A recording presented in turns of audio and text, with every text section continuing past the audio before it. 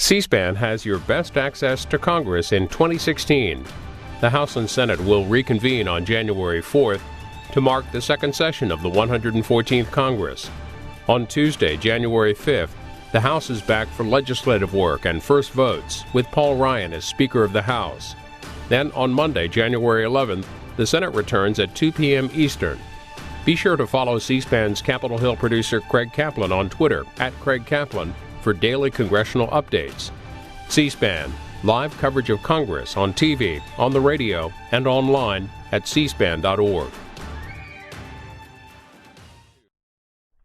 50 years ago, the 1965 Labor Department report, The Negro Family, The Case for National Action, was a topic of discussion and debate, especially in the aftermath of the August 65 Watts riots.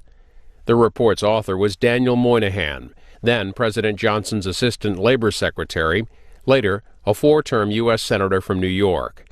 Next, on American History TV's Real America, from December 12, 1965, Daniel Moynihan appears on NBC's Meet the Press to face many critical questions about the report and the controversy surrounding it.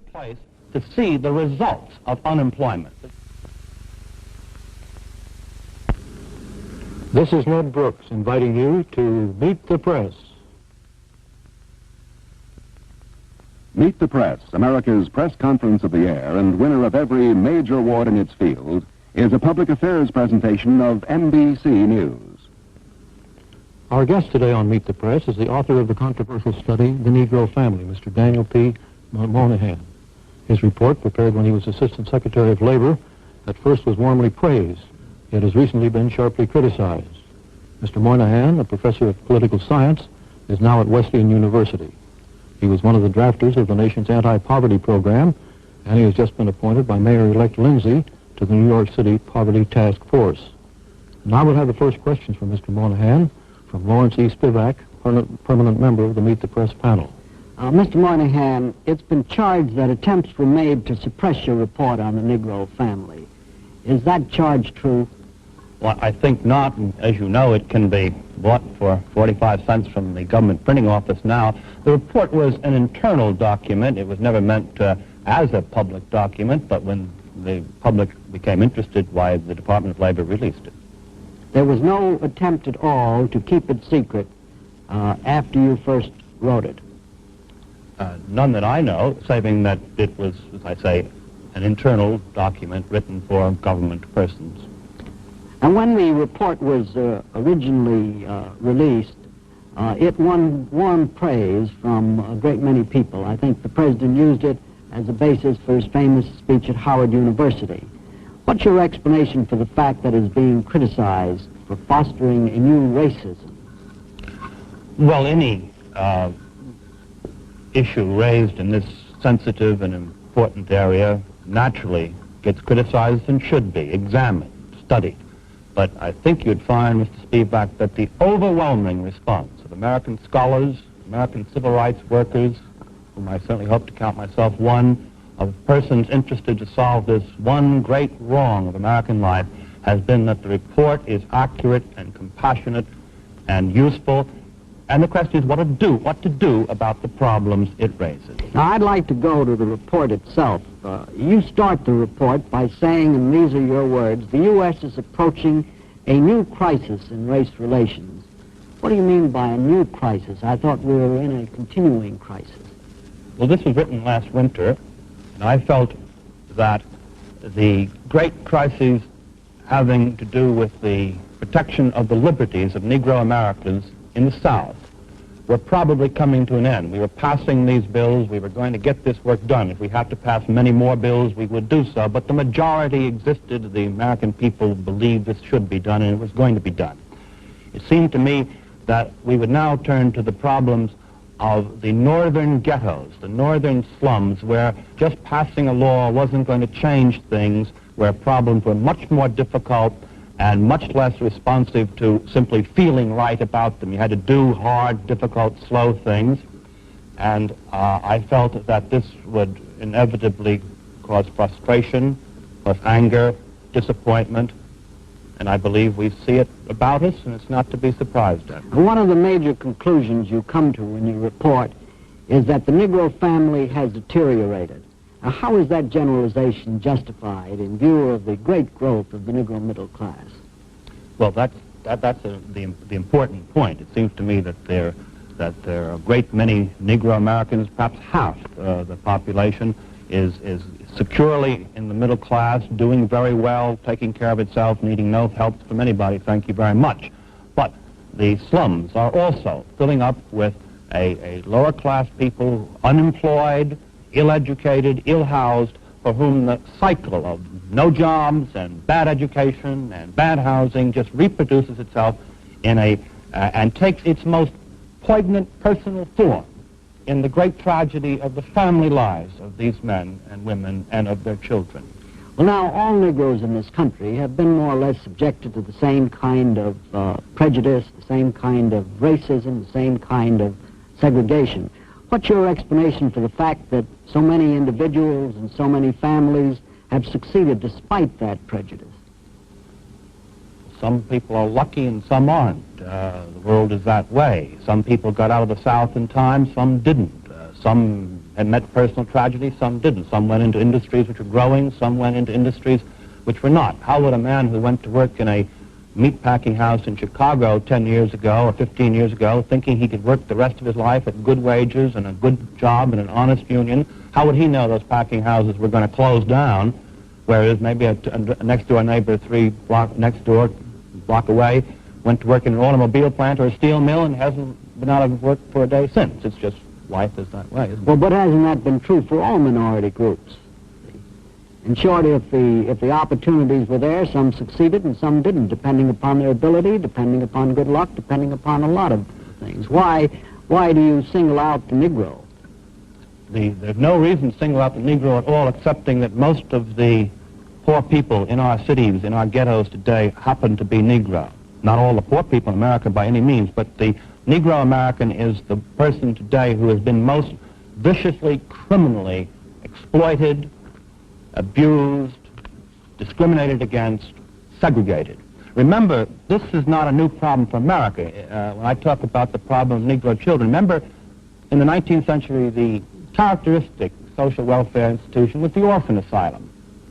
The slums, the Irish, Italian, German slums of the 19th century produced much the same patterns of life, and only a long, painful climb came out of them.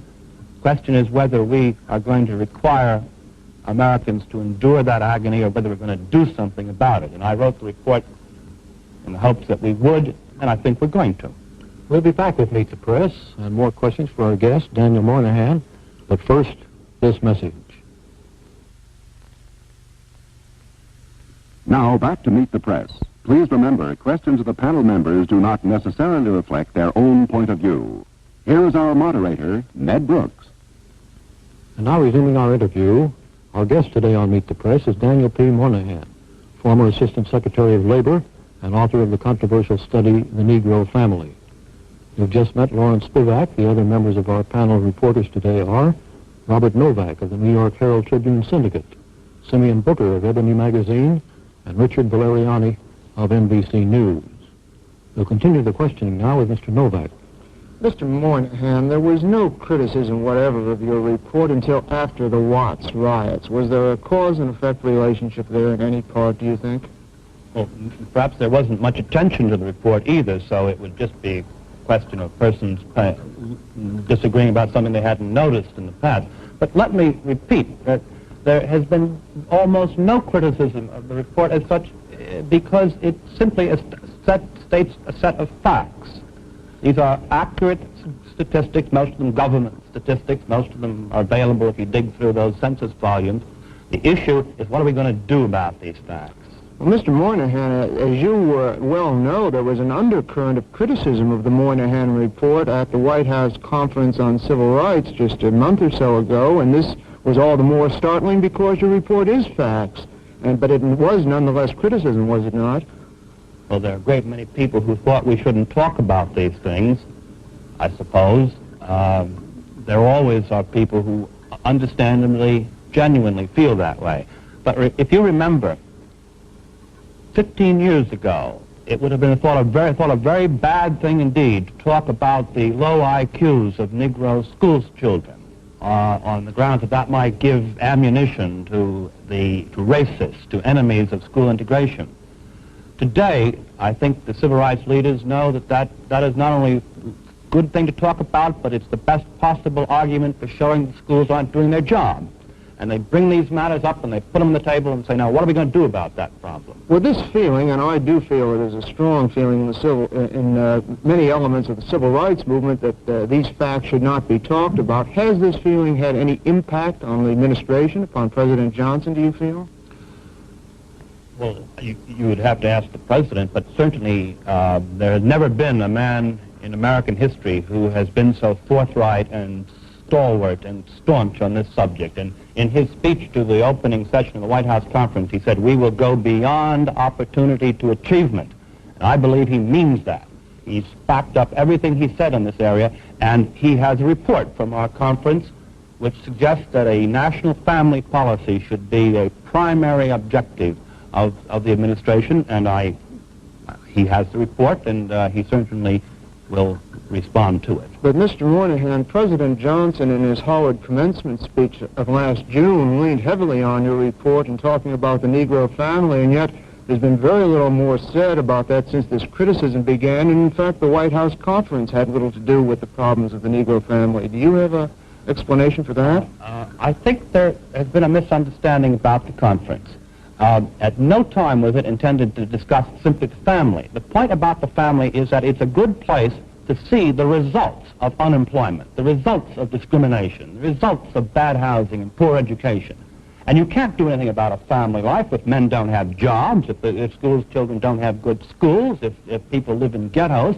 But the purpose always was to talk about these other things, but to try to give the reality, the agony of life in the slums, some meaning, not just by abstract statistics about unemployment rates, but by showing what happens to children. Mr. Booker.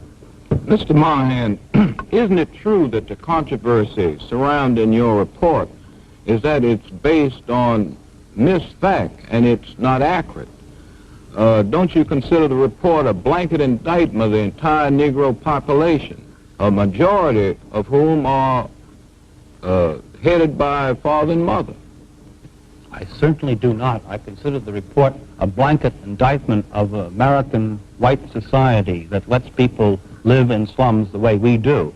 But I think, Mr. Booker, this report has been reviewed and published articles by some of America's leading scholars, and no one has, with one exception, not a single person has in any way taken issue with the data, the facts. The report was a working paper in our panel at the White House conference, and we discussed the report in our panel, and one after another, the most distinguished men and women in America who work in this field discussed the report. There was not a single comment about the accuracy of the data. Again, the issue went to where it ought to go. What are you going to do about this? Well, then, would you recommend a similar study of the white family, the entire white family, and in the report highlight poor whites and illustrating their weaknesses and prejudices and make it appear that they are the threat to the nation's health? Well, I certainly agree if we knew more. Our statistics are very weak on this field. It's just the only reason we know something about the Negro family is that we have data for what are known as non-white families. They include Japanese, Chinese, Indian, and so forth. But I'm sure that you would find basically what we see in the slums of our, Negro slums of our cities, is the culture of poverty. It's poverty and discrimination that does this to people. It has nothing to do with the color of their skin or the shape of their eyes. It has everything to do with how they are treated by the society in which they live. Now, you've mentioned how accurate your report is. On page 12 of your report, under the breakdown of the Negro family has led to a startling increase in welfare dependencies, you state, and I quote from the report, "The majority of Negro children receive public assistance under the AFDC program at one point or another in their childhood." Isn't this statement preposterous, since the majority of Negro families in the U.S. are not on welfare? No, at any given moment, 14% of the Negro children right now in the country are on AFDC. The point is, over their lifetime, over 18 years. For example, at last year, the unemployment rate for Negroes was 9%. But over the year, 27% of the persons in the workforce who were non-white were unemployed at one time or another. I think you'll find, sir, that statement is accurate, and it's a crime, and we are doing a terrible thing to those children to force them to live that way. They didn't create this world, we did it for them. Let me state one other illustration report. On page 30, while discussing the tangle of pathology, you state, "It was by destroying the Negro family under slavery that white America broke the will of the Negro people." Now, if this be true, how do you account for the massive Negro revolution with demonstrations involving families of every income level? And why are more than two-thirds of Negro families boasting father and mother? Sir, I was talking about what happened under slavery. That's a long way off, and you're absolutely right. And the Negro leaders of this country have shown the strength and power of the Negro people in this country, and I think I say throughout it that it is just because the civil rights movement of our time has had such moral grandeur that I think those of us who hope to associate with it should have the courage, and it takes courage, because these aren't easy things to talk about, to face up to some of the hard, ugly facts of life in our slums. And it does not reflect on the people, it reflects on the society, and it will reflect on us if we aren't willing to face up to them. Remember just one thing, if I may say, that my report basically simply develops the work of the great American sociologist E. Franklin Frazier, whose book on the Negro family in 1930, published in 1939, in an uncanny way predicted that this would happen. And my statistics simply show that what Dr. Frazier, who was a Negro and who unfortunately died much too young, what he predicted would happen did happen. Now the question again, what are you going to do about it? Mr. Valeriani. Mr. Moynihan, while not quarreling with the facts of your report, the criticism seems to be that your approach is wrong, that you are dealing with the symptoms rather than the disease, which is really discrimination and segregation, that a better family life will flow naturally from a better life elsewhere. Isn't this the real issue? That is the largest part of the issue, yes. And as I would say, Mr. Valeriani, I think there may have been a misunderstanding. I was trying to show that unemployment statistics, which are so dull, and you've read so many of them, and you don't know what you may mean, they're hard to believe, that unemployment nonetheless ended up with orphaned children, with abandoned mothers, with men living furtive lives without even an address. That unemployment had flesh and blood, and it could bleed. That's all I was trying to do. But let's not make any mistake on this, that having done that to people and done that to their families, and I would say to Mr. Booker that any given moment, two-thirds of the Negro families are husband-wife families, but over the lifetime, only about a little more than a third of Negro children come of 18 having lived all their lives in such a family. And that hurts people. That deprives them of opportunities, not to have a father, not to have a mother. You've lost something that helps you in life. And so this process feeds back into the cycle. So we can't act as if the family were just a result. It is also an effect. And strong families produce strong peoples. Look at Martin Luther King. Where would he be without the Reverend King?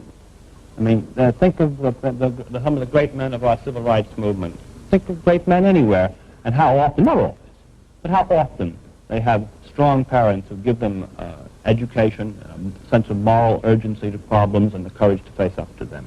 Well, doesn't your report then tend to condemn a multi-mother family, for example, or anything outside the norm? By the same token, Ralph Bunche was raised by his grandmother. Are you condemning all families that don't have... I certainly wouldn't condemn any family, and those women have done magnificent courage to face what they have faced. But I think to me, and I think we'd all agree, that the conduct of most Negro Americans, when they have the option to do what they want to do, they're Americans, they live like Americans. And I would like to see people free to be able to live the way they want to live, not forced to live the way economic and social conditions require. Mr. Spivak. Mr. Moynihan, I don't quite understand why you continue to deny that the report was first warmly received, then has been sharply criticized, and as a matter of fact, has been pushed aside by the politicians. This is almost a fact, and yet you deny it here. Why? Well, because the White House Conference on Civil Rights came forth with an absolutely ringing pronouncement in this area, which I couldn't possibly hope to see done better. I mean, not that I would know how to do better. There has been criticism, but I sit and try to answer the mail that pours in from this country from people saying, you're right about this.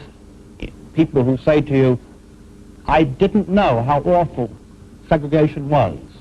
At that conference, if I may say, a lady came up to me and said, did you remember Arthur Koestler's remark that statistics don't bleed? She said, yours bleed. Here's a quotation, for example, from a recent article by William Ryan, a Harvard psychologist, who criticizes your report in The Nation. And this is what he writes, quote, the implicit point is that Negroes tolerate promiscuity, illegitimacy, one-parent families, welfare dependency, and everything else that is supposed to follow. Now, that's the criticism he makes of your report. Now, how do you answer those charges? I can't. I'm not responsible for the fact that he can't read. As E. Franklin Frazier said, and I quoted from him at some length, there is a lot of evidence that the Negro middle-class family, when it gets its opportunity, gets a bearing, is, if anything, more stern, more rigid than most. But the evidence is simply clear. Negro Americans live like any other Americans, and when they're forced into the ghetto and forced into disorganization, they have no more better protections than anyone else. I'd like to ask you one specific question, which the New York Times quotes you today as saying. You say that 44% of the children in Harlem are illegitimate. Now, how do you know that? Those are statistics in the New York City Department of Health, sir. 10 health districts in central Harlem. The area which the great American sociologist Kenneth Clark described in his HRU report as having undergone a massive deterioration of the fabric of society and its institutions, and right under our prosperous noses that happened. That hasn't existed for 50 years. That's happened in the last 15 years in this America, and we've been sitting around thinking things have been getting better, and they haven't been getting better for those children. And I think I for one, if you see what people can face for the civil rights movement in the way of sheriffs, in the way of howling mobs, in the way of the disapproval of their entire society, well, I think I would hope certainly I'm willing to face the disapproval of a few white liberals from Boston who think I shouldn't raise the subject because it's impolite. Mr. Novak. Mr. Moynihan, in your report you say, quote, equality of opportunity almost ensures inequality of results, unquote. Are you proposing preferential treatment on the hiring of Negroes?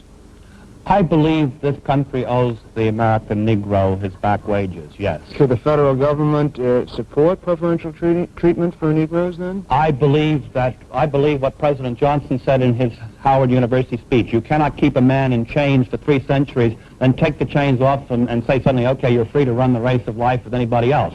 They have to be made, people have to be given the opportunity to compete with effective resources. And I believe that we should make a special effort. Well, do you feel then, Mr. Moynihan, that the problem is entirely in the hands of the whites and not the Negroes, that there's nothing the Negroes can do to help themselves in this regard? Of course not. And there's immense sum of the things they can do, and I think which they certainly clearly are interested in doing and are able to do. And we must make the point that up until now, a great deal of the civil rights effort has gone to changing the conduct of white persons. The white racists of the South were just pathological people whose conduct had to be changed. They had to be helped too. Now I think it's clear we have to help to change the conduct, change the living patterns of Negroes in our slums. We have 2 minutes. Mr. Booker. Really, Mr. Moynihan, isn't this problem essentially a white problem? Discrimination and segregation have shaped the social conditions of the Negro. Mr. Booker, it's an American problem, and it's a problem, and any American must commit himself to it. Well, don't you think it's important that the government presses hard for employment and education and voting? Not only important, I think it is absolutely essential. And if you don't think it's essential, look at those children. Look at the results of what comes of not doing it. That's all I would say. You and I agree, I'm sure. Mr. Valeriani. Since we're all agreed that jobs are so important, why do you think the federal government has not done more to deal with discriminatory practices in labor unions? Do you think federal legislation is needed here. Well, we have legislation. The Civil Rights Act 1964 specifically prohibits such discrimination. And but it continues in building trades. well, if it for does, example. it's illegal, and we've got to make sure that it doesn't continue. And that's and I couldn't be more agreement, nor could George Meany. The leaders of the American labor movement share this view. Let's do something about it, and let's know that we're not just talking about something about discrimination. We're talking about people's lives. Well, then how do you get more enforcement? What kind of pressures do we need? Well, my impression is that these laws only went into effect about 5 months ago. It was a year delay, and I think it's working pretty well, and I hope it works better. There are some critics who say that you are trying to redirect the approach of the civil rights movement into social work and community action and to steer it out of demonstrations. Is that so? No, I hope I was simply saying that the job of the coming decade is the hard nitty-gritty of working on little jobs, little people, getting people working, getting families going. It's not going to respond as easily to demonstrations as some of the great libertarian issues of the past. Gentlemen, I'm sorry to have to interrupt, but I see that our time is up. Thank you very much, Mr. Moynihan, for being with us today on Meet the Press. I'll tell you about next week's guest after this message. Next week on Meet the Press, our guest will be Sergeant Shriver, head of the nation's anti-poverty program and the Peace Corps. Check your local listings for the exact time in your area. And now this is Ned Brooks saying goodbye for Daniel Moynihan and Meet the Press. Join us each Sunday for News in the Making as the nation's top reporters put challenging questions to world leaders on Meet the Press, America's press conference of the air. The Gemini Titan 6 has been scrubbed for today. Relaunch date is planned for this Thursday at 8:43 a.m. Eastern Standard Time. For further reports on the GT-6 mission and on the GT-7 in flight, keep tuned to NBC. This is Lee Dayton speaking.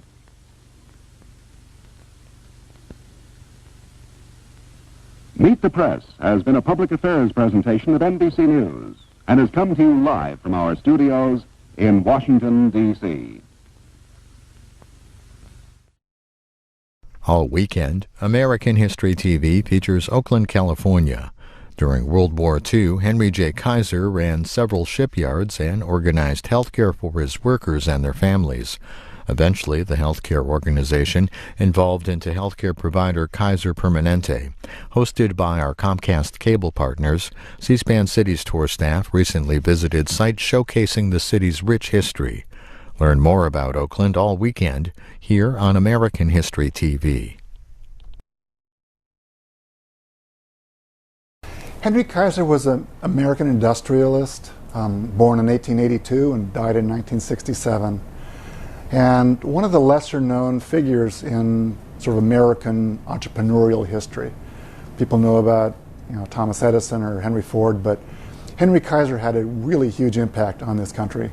And at one point, he was doing everything from making cars and steel to running a health plan.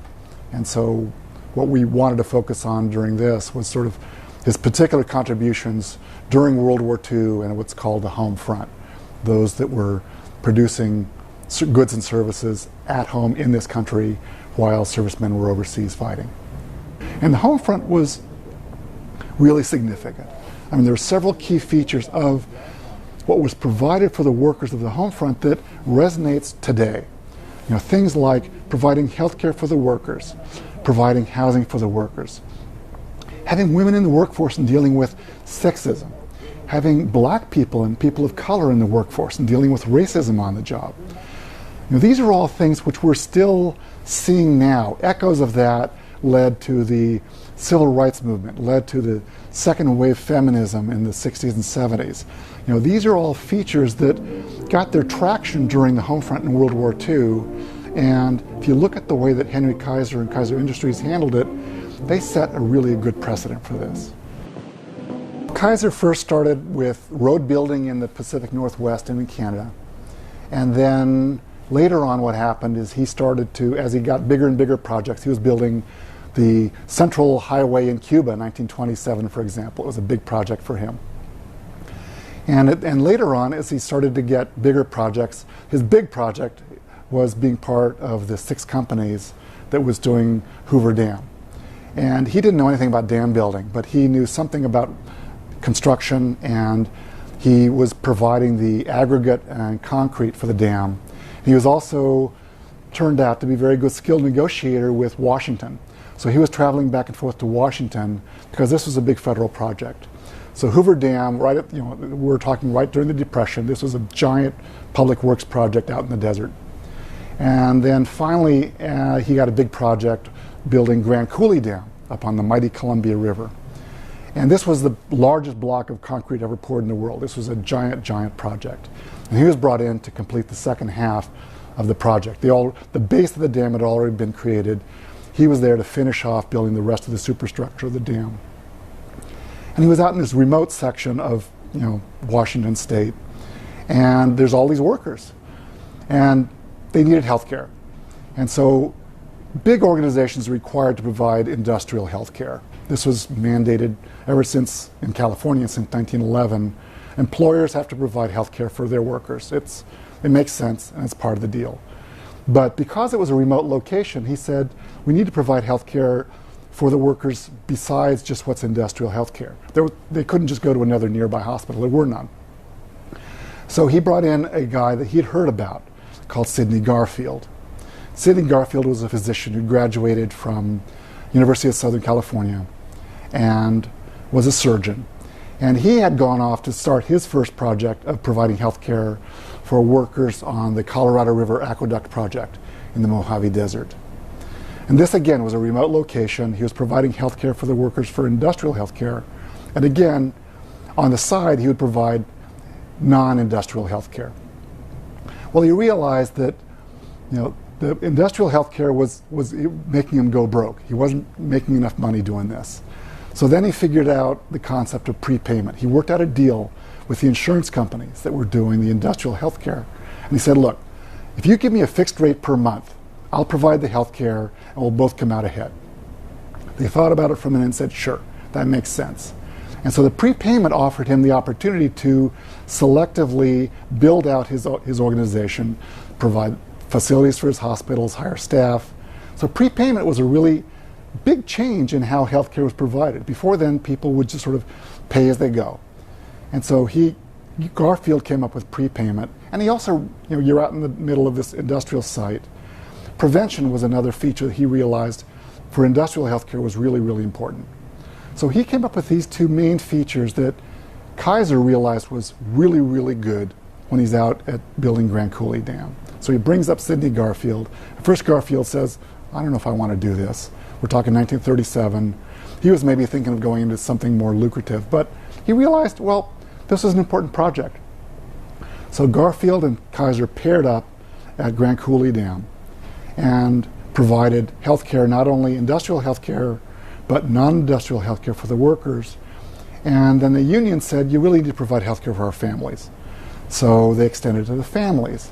So again, a new experiment in how do you offer prepaid health care to families. So this was when the 2 of them really got together, and it was sort of making medical history because this was a new model for health care. All of a sudden, what happens, December 41, Pearl Harbor, we get into the war. And all of a sudden, Henry Kaiser's building ships for the United States Maritime Commission and for the Navy. Part of winning the war was showing that American democracy was a superior form of government and business practice than, fascist Europe. So during the war, yes, there was, the Fair Employment Practices Commission that, Roosevelt enforced, and they had to be diverse. But at the same time, Kaiser was fighting some difficult obstacles. One of the main unions, the Boilermakers Union, did not want to hire blacks or women. So even though he was pro-labor, labor was sometimes on the wrong side of history on this. And so women fought and finally got accepted into the Boilermakers Union. But black workers were never allowed into the Boilermakers Union directly. They created a second-tier union, and that union would let the workers come in. They paid their dues. They didn't have the same rights as the regular union workers. So even though the workers were on the job, there were still challenges to actual diversity and equality, but This was a test bed. This is where people were trying things out for the first time. And for many people, this is the first situation where blacks and whites and women were all working pretty much together and learning from each other. And that was a huge, huge lesson. So one of the things that's important to understand, sort of the role of the healthcare, is, again, we talked about this diverse workforce. And these are people, most of whom have never even seen a ship, much less build one, much less handle industrial tools. And so you've got a workforce that needed to be kept healthy, which required not only providing health care for people as they get injured and get sick, but you also needed to train people so that they don't get injured and they don't get sick. So for example, there was a whole program for women coming into the workforce, teaching them nutrition so that they could work through a regular shift and not, fall apart, how to carry things up a ladder, how to use a tool. There was a huge amount of industrial training that went into making sure that these people were going to be productive and on the job. There was a whole program of offering not only training for people on the work site, but just in general, how do you avoid getting sick? They had inoculations for people. These were people that were still coming out of the Depression, many of whom had never really seen a doctor very often. The idea of having a health plan was a totally novel concept. And so the industrial health care program, which was the basis for all the workers, was expanded to offer a program for 50 cents a week. You could get non-industrial health care. And for many of these people, for the first time, they didn't have to worry about getting sick as much. And so instead of worrying about, okay, I'm really sick, I guess I'll go see the doctor, they start to get a cold, they go see the doctor says, okay, here's what you got, here's what you do. So the concept of having a health care plan meant that people were able to get treatment earlier and avoid getting sick, and then they were able to go back to work. So again, the pragmatic reason for all this was not charity, it was making sure that people could show up at work and help build ships so that we could win the war. But the net result was that people started to realize, wow, a healthcare plan means that I can get treated before I really, really get sick. And sometimes it was too late. People would, in the old days, people would wait until their appendix ruptured and then they might really get sick. Well, if you have a health plan that's nearby, and they had sort of first aid stations at all the shipyards, and then there was a field hospital in Richmond, and then our Kaiser's First Hospital in Oakland was a really state-of-the-art facility. So they triaged people depending on what they needed. And the health care was, for many of these people, was the best health care they ever had, but it was also integrated health care. We couldn't discriminate. You couldn't have a black wing and a white wing. Everybody was treated the same. So Kaiser's practice in the industrial workforce was carried through in the health care as well. And for a lot of these people, they'd never been in a hospital bed next to somebody who was of another color. And so this was helping to change sort of the minds of people during the home front, which again is sort of, one of the victories of our war was how we handled the home front as well as how we won the war. Kaiser Permanente is one of the businesses in this country that does maintain an archives. So I pulled some materials from our archives that focus on the home front and World War II. And so, for example, here, I was talking earlier about the massive migration that was going on during the war. They were recruiting people to come and work in the shipyards, and people came in droves. So here's from one of an internal report about the shipyards and the workforce, showing all these people. Here's an article from Look magazine showing this westward migration. This was a huge thing. This was probably one of the biggest shifts in population in the United States, since its inception, of everybody at once going to a different place. Most of them came to the West Coast. I've got a really great map of the Kaiser Richmond shipyards, and you can see the 4 different shipyards. We're talking acres and acres of space that were devoted to building ships. At one point, they're turning out a ship a day. Part of it was that they had the space and they were brand new facilities, but also there was this healthy competition in the shipyards. Kaiser was really good at getting people to do their best. And so they would have these competitions where they'd have one shipyard compete against another for who could launch a ship the fastest. Another thing I was talking about was sort of Kaiser's relationship with Washington, D.C. He was very close to Franklin Delano Roosevelt and Eleanor Roosevelt. Now, they each brought different things to the table. Franklin Roosevelt was really important at helping to get, projects with the Navy. Henry Kaiser had a plan for small aircraft carriers that at first the Navy didn't want, but FDR said that sounds like a good idea, and they built these and they were very successful.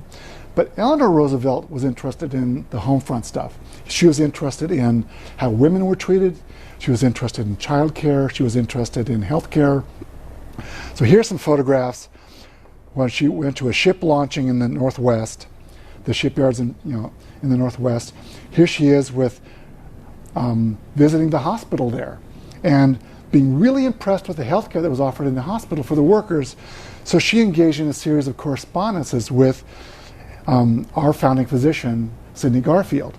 And she was really interested in the details of the health plan. So he wrote back saying, here's how it works, here's the benefits of it, here's what we've learned.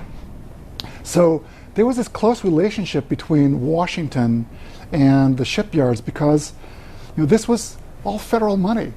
And they had to make Washington happy, but also Kaiser wanted to make Washington happy. This was a smart move, and he genuinely supported a lot of these social benefits.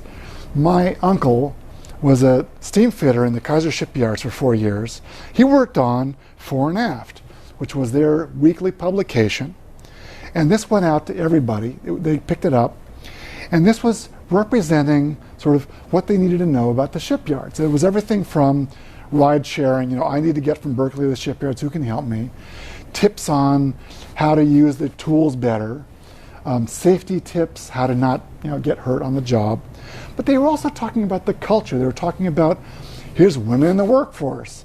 Here's how we deal with women in the workforce. And in order to do that, they had to have people on the staff of the publications that could tell those stories. So they started to get women editors, women writers. And for a while, there was a woman who was a relatively well-known Bay Area graphic artist and painter, Emmylou Packard. Well, she did these incredible little illustrations in the shipyards for the publications, and she talked about the home front. She talked about, here's a woman, she's at home, she's got a hard hat on and she's making dinner. These women had multiple shifts, blacks and whites working together. This was, for many people, a brand new thing. She did these illustrations that helped to convey these stories. Women in the workforce, don't mess with them. They're here to stay. They're contributing, and stop being sexist to these women. They are your sisters. They are your mothers. They are the wives of people that are off fighting the war. So the journalism is something that changed during the war as well. And all of a sudden, you couldn't just go back to being the standard old sort of white guys telling stories. Before the war was over, Henry Kaiser was proposing the model of healthcare that they had developed in the shipyards of both industrial and non-industrial healthcare as a national model. And this was something that was, financially very effective. It didn't require government intervention, and it was a really good model. But FDR died, and this got picked up later on, but it lost a lot of its traction once FDR died. But here we are years later with the Affordable Care Act, and once again, the Kaiser Medical Plan, as an effective and efficient model, was brought forward as a really good way of looking at how do we build something like this that works. Our Cities Tour staff recently traveled to Oakland, California to learn about its rich history. Learn more about Oakland and other stops on our tour at cspan.org/Cities Tour. You're watching American History TV all weekend, every weekend on C-SPAN 3. Tonight on Q&A, two-time Pulitzer Prize winner cartoonist Michael Ramirez on his career and his recent book of satirical cartoons. I have this figure that's kind of a conglomeration of extremist Israeli settlers and a Palestinian figure who have, if you notice, he's on a prayer rug, but he has his shoes on. So both these figures are sort of utilizing a false religion for a political purpose. So it just proves that once again I am an equal opportunity offender. Sunday night at 8 Eastern and Pacific on C-SPAN's Q&A. 50 years ago, Congress approved the Voting Rights Act of 1965 to remove legal barriers preventing African Americans from voting. Up next on American History TV, history professors Vernon Burton and Julian Zelizer discuss passage of the Voting Rights Act and the impact of a 2013 U.S. Supreme Court ruling invalidating part of it. The National History Center hosted this talk. It's about an hour. Okay, I think we'll begin. So, good afternoon. I'm Dane Kennedy from the National History Center of the American Historical Association.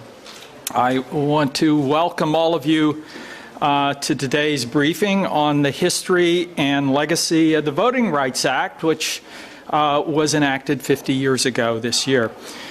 This briefing is part of an ongoing series that's sponsored by the National History Center that brings historical perspectives to issues that are relevant to Congress today. I should stress that the center is strictly nonpartisan, and the purpose of the program is not to advocate for any particular policies or legislation, but rather to provide historical context that can inform policymakers and the public as they deal with difficult and complex issues. I want to acknowledge the financial support of the Andrew Mellon Foundation, which makes this possible, and in particular, I also want to thank the two people who've actually organized these events, and that's Amanda Moniz, the Assistant Director of the Center, who's over there, and Frankie Lyons, a very effective intern who is outside the door. So, the passage of the Voting Rights Act 50 years ago is rightly regarded as a landmark piece of legislation. It largely eliminated discriminatory restrictions on the right to vote by African Americans and other minority groups. Although critics have complained that it created a system of what one of them called racial gerrymandering, Congress repeatedly reauthorized the act, most recently in 2006. In 2013, however, the Supreme Court invalidated a key provision of the act in the case of Shelby County versus Holder. Chief Justice John Roberts framed the decision in historical terms, arguing, quote, that our country has changed in the past 50 years. So it seems appropriate to bring the perspectives of historians to this important and contentious issue.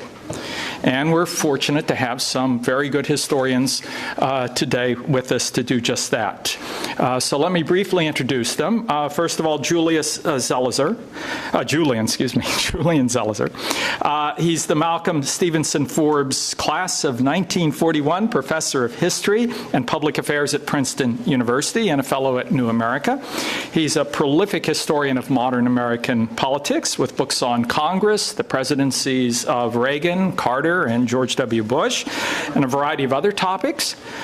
His most recent book is The Fierce Urgency of Now, which he has with him, and it's just come out in paperback, just published this year. Zelizer is also a frequent commentator in the international and national media on American political history and contemporary politics, and he has a weekly column with CNN.com.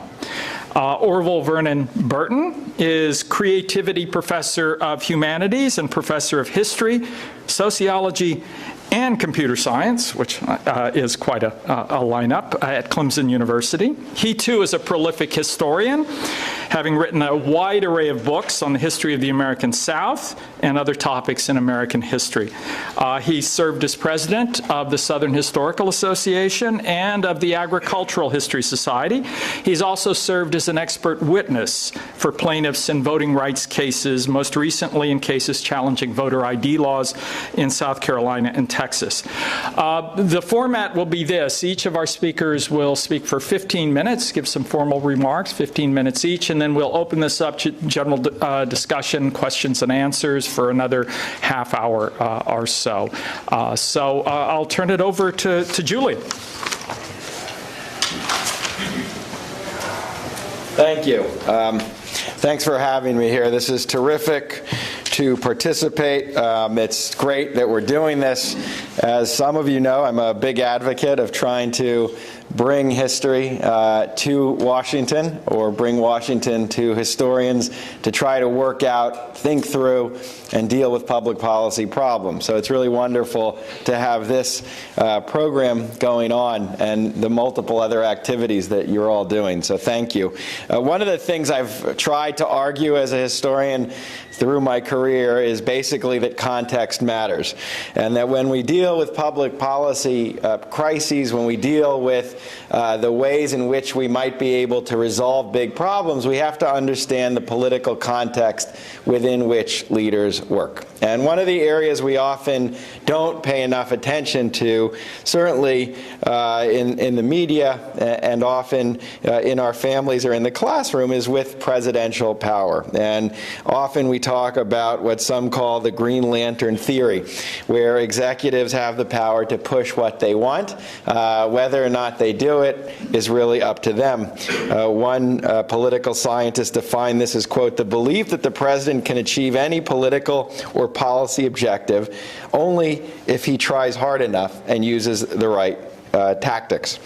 And I think in general, we overstate this, and we don't pay enough attention to moments of legislative breakthrough where it wasn't simply about what was going on in the executive branch. And we don't do enough to look at why there are moments when presidents are able to resolve and address some of the pertinent problems of the day.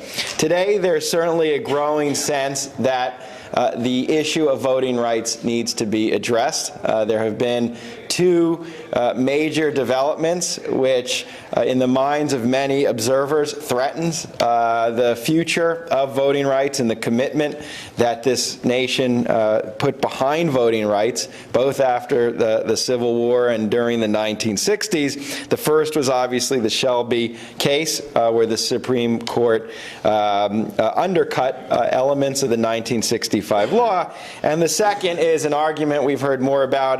There's a book by Ari Berman on efforts to weaken voting rights since the 1960s that have had a pretty significant effect over time. So the question is, how do we address this now? And that's a question, if you're here in Washington, that's often difficult to figure out on any issue.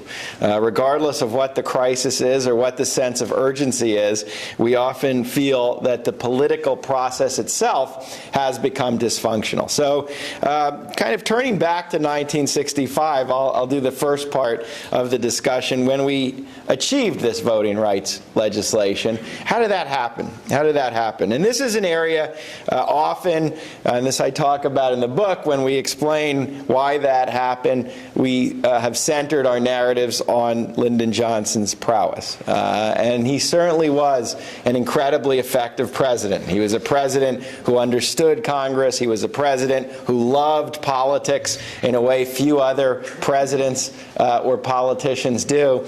He was someone who was willing to commit a lot of political capital to programs that might not benefit him or his own party. But one of the things I've argued is to understand why we have a breakthrough like voting rights in '65, which is essential to understanding why might we have that again. What is the context that we need to achieve? You have to understand more than Lyndon Johnson. You have to understand more than his practice of giving colleagues the treatment where he stood over them with his 6'4" body and hovered over them until they said yes. That wasn't just the story of how we achieved voting rights. So I've tried to emphasize, looking back at that period, 3 factors that I think were quite relevant, which I think can provide a good guide to thinking about what might have to happen again if we're going to fix our voting rights laws and strengthen the federal commitment to this protection. The first is one that's extraordinarily important. Let me just say, and sorry, before I get to the 3, that we have a nostalgia about Washington working better, and the reality is that in most periods, if you look at the news coverage, if you look at what people on the Hill are saying, this legislative institution where we are all gathered is usually extraordinarily difficult. So in 1965, when there is a demand for voting rights and a sense of urgency that the government needs to do something, then the problem was not party polarization. It was the problem of a coalition of Southern Democrats and Republicans, largely from the Midwest, who teamed up as part of a conservative coalition in the House and Senate, who controlled many of the key committee chairmanships, who had the power to block progress. So the 3 factors I'm talking about, the goal was in some ways to overcome their entrenched power on Capitol Hill, the power that led Joseph Clark, a liberal Democrat from Pennsylvania, to call his colleagues the sapless branch of government. The first factor is the one we know certainly the most about, and that's grassroots pressure. And I think too often we tell the story of the grassroots and the story of Washington separately. But without the immense pressure that the civil rights movement broadly defined was putting on members of Congress in 1965, even after the election of 1964, it's really unthinkable or highly implausible that a voting rights bill would have passed. Johnson, in early 1965, is already committed to a voting rights bill. Attorney General Nicholas Katzenbach is drafting it, but he's very worried about moving on it too fast. Johnson, as some discussion emerged after the film Selma, wanted to wait on voting rights. He wanted to deal with other issues in early 65, like Medicare, like federal education, and he was very worried that if he moved too soon on voting rights, the Southern Democrats would be able to regain some steam and maybe pick off Northern Democratic support and stop the bill. So the administration was going to wait. But the movement didn't allow that to happen. And the story of the marches in February through March of 1965, culminating with the famous march that's captured in the movie, was to force both the administration and members of the Hill to move on voting rights in March of 1965. The movement was instrumental on many levels. Social movement pressure forced a media discussion of the voting rights issue. Richard Goodwin remembers watching on television the protests as they unfolded and realizing that it was going to be impossible to wait. The social movement also had a pretty effective lobbying campaign here in Washington, D.C., where they were constantly going from office to office here on the Hill, rounding up votes, pressuring members to stay on board with this, meeting with the President of the United States. And the movement formed a pretty broad coalition that we often forget at the time. It wasn't simply Martin Luther King, it wasn't simply specific civil rights groups, but they were allied with religious political organizations at the time. They were allied with organized labor, the AFL-CIO, and they had kind of umbrella force that I think was really important to understand why 1965 changed. So without that pressure, Congress, even in the heyday of the 1960s that we all love to remember, might not have moved on that bill. So that's just one factor that was instrumental. And one of the things that made Johnson very effective was understanding how to capitalize on that movement, understanding when to react to the movement. And when the pressure became intense enough, to move forward despite some of his own political fears. The second factor had to do with the basics of civics that is, again, something that's pretty obvious but remarkably forgotten, and that is the composition of Congress. Here on Legislative Hill, on Capitol Hill, math matters a lot, and it's really all about whether you have the votes or not. And something happens before the passage of the Voting Rights Act of 1965, and that is the election of 1964, which creates huge majorities in Democratic majorities, 295 in the House, 68 in the Senate, and the balance of Southern conservative versus liberal Northerner shifts to the Northerners. So after 64, there is a coalition here on Congress that's willing to push and eager to push issues such as voting rights, regardless of what the White House is going to do. Combined with that was the disastrous performance of Barry Goldwater in 1964, which left many Republicans scrambling not to appear extremist. Barry Goldwater had run as a right-wing Republican. He defended conservatism. So many Republicans were eager to work on some of these issues with the administration, not just because of civility, but because of the impact these big elections can have.